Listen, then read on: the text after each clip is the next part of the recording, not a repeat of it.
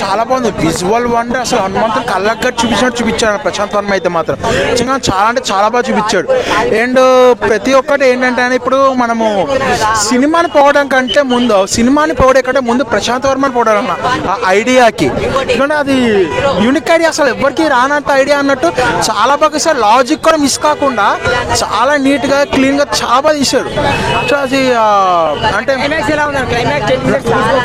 Climax 20 minutes మామూలుగా literally మనకి క్లైమాక్స్లో హనుమాన్ చాలీసా బ్యాక్గ్రౌండ్ మ్యూజిక్ వచ్చినప్పుడు మనకి తెలియకుండా మనమే హనుమాన్ చాలీసా పడేస్తాం.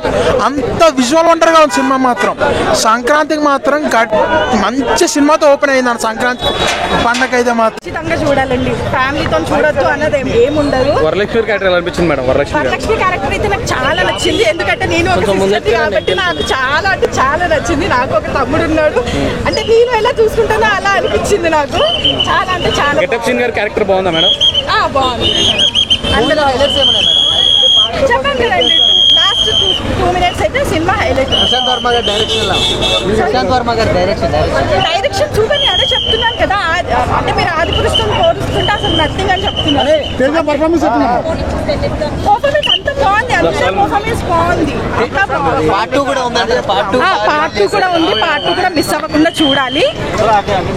అంటే ఇది చూస్తే మీకు అసలు మిస్ అవ్వాలనే ఆలోచన కూడా రాదు, చూసేస్తారు మీరు. నాకైతే అసలుకి నవ్విస్తాడు, ఏడ్పిస్తాడు, అసలుకి ఫైటింగ్ యాక్షన్ సీన్స్ ఆశ్చర్యపరుస్తాడు, ఒక ట్విస్ట్ ఇస్తాడు. ఏమన్నా అసలుకి సూపర్ పవర్స్ అంటే అదేమి వేసుకుంటే కాదు, మనం చేసే మంచి పనులు మనకి శక్తిని మించి చేసేదే అదే సూపర్ పవర్ అని అంటాడు. నిజంగా హనుమంతుడిని చూపించడం కానీ, విజువల్ వండర్స్, గ్రాఫిక్స్ కానీ ఏమన్నా ఉండే క్లియర్. అసలుకి మనకి ఎక్కడ బోర్ కొడుతుంది. అసలుకి తేజ సజ్జ అయితే ఇంత చిన్న ఏజ్లో ఇంత మంచి బెస్ట్ యాక్టింగ్ అని అనిపిస్తుంది. ఇంకోటి వరలక్ష్మి శరత్ కుమార్ అట అక్క ఏందా యాక్షన్ సీన్స్ చేసి ఏడిపించేస్తుంది. నాకైతే ఈ మంచి ఎవరు ఆదిపురుషు డైరెక్టర్ ఓం రావుత్ అలాంటి వాళ్ళని నమ్మే బదులు మన తెలుగు ప్రశాంత్ వర్మ ఇలాంటివి నమ్ముకొని మన ప్రభాస్ అని చేసింటే ఎక్కడికి వెళ్ళిపోతారు. సినిమా అయితే బ్యాక్గ్రౌండ్ మ్యూజిక్ కానీ, గ్రాఫిక్స్ పరంగా కానీ, డైరెక్షన్ పరంగా కానీ చాలా బాగుంది. రవితేజ గారి డబ్బింగ్ కూడా చాలా సెట్ అయింది. ఆల్మోస్ట్ అన్ని అసలు ఈక్వల్ మొత్తం రీచ్ అయిపోయాం మనం. మనకు అసలు ఎక్కడో తగ్గలేదు సినిమా మాత్రం. చాలా అంటే చాలా బాగుంది. ఇంకో పార్ట్ కోసం వెయిటింగ్. ఆదిపురుష అసలు వేస్ట్ అండి, దీని ముందు కంపేరే చేయొద్దు అసలు దాన్ని. పార్ట్ 2 కోసం అందరం వెయిటింగ్ అండి. నేనైతే చాలా వెయిటింగ్. బాగుందండి, అన్ని బాగున్నాయి. యాక్టింగ్ కూడా హీరో చాలా బాగుంది. యాక్షన్ మూవీ అనుకోవచ్చా, డివోషనల్ మూవీ అనుకోవచ్చా?